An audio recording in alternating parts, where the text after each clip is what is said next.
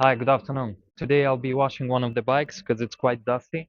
And although it's not very, very dirty, it's not filthy yet, I don't want to leave all the dust sitting on the mechanical parts, for example, on springs or on the chain, because it actually accelerates the wear and tear on the bike. So it creates, in combination with oil and grease, it creates like a paste that grinds down the components and accelerates wear. So that's why it's important to wash the bike regularly. A cleaner bike is a faster bike.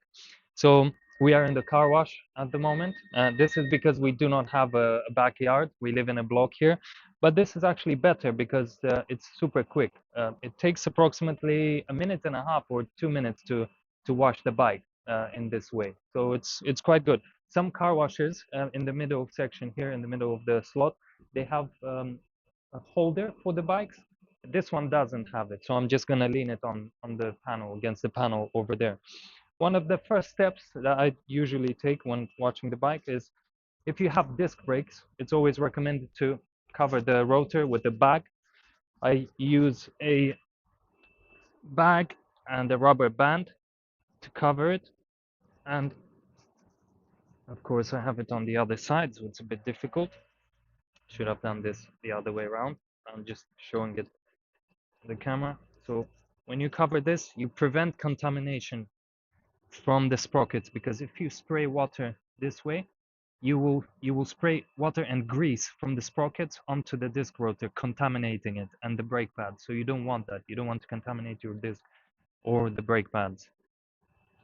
So this is why I'm just gonna improvise this protection here. It's not the best, not the most professional, but it does the job, protects the rotor, which is very important.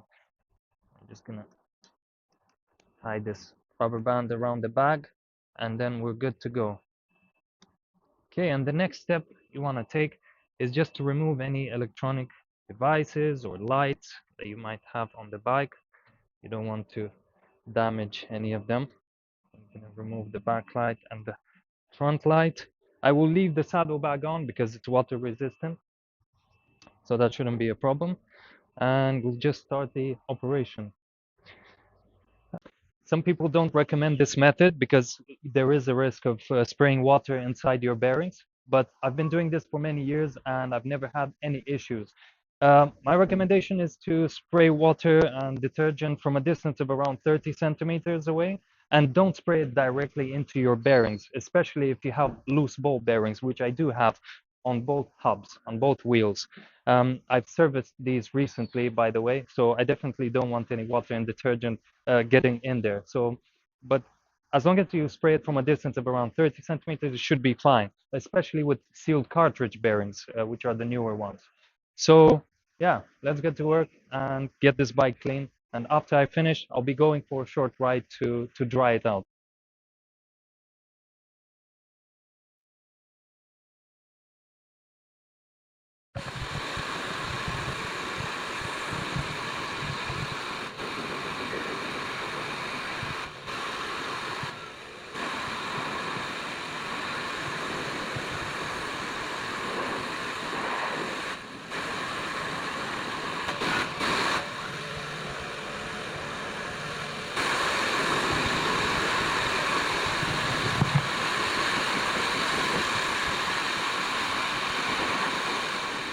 Another thing I like to do after washing the bike is to spray a bit of WD-40 into the springs or places where water can accumulate.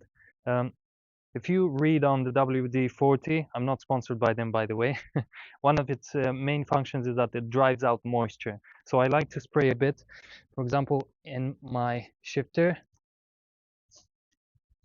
handles and other areas where springs are located, to prevent water from accumulating there for long periods of time and creating corrosion.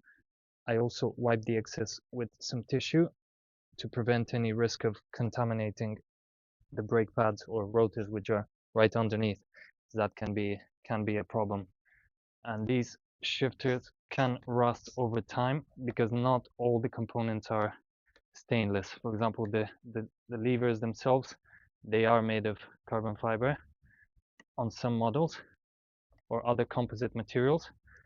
but in some cases they're not, and they do have quite a few springs and other mechanical components inside.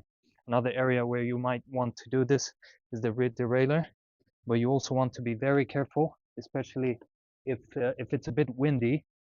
You run the risk of contaminating your rear brake pads or rotor. So what I do is I just hold the tissue behind it, kind of like a cover, and this way it prevents any oil from reaching the disc or brake pad. I just wipe off the excess, and I try to maintain this lubricated and very clean because there is a spring inside. Also, you don't want too much lubrication because it will attract dust and dirt as well. And